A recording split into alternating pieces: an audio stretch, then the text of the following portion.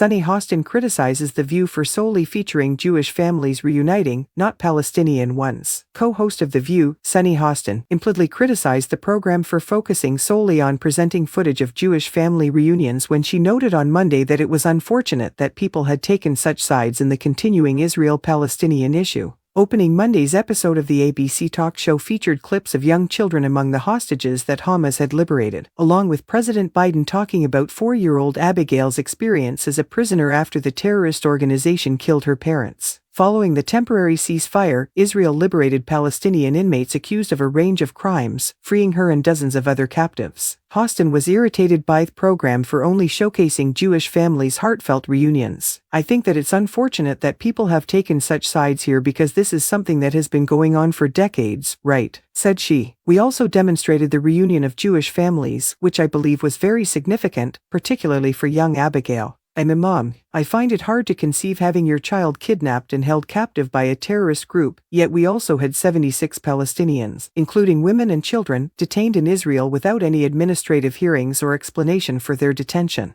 Therefore, we ought to be considering and discussing those reunions as well." She continued, saying she gets her news from everywhere, including the BBC, Al Jazeera, and other sources. She mentions the recent deaths of Palestinian Americans in the United States and expresses hope for a two-state resolution to the protracted conflict.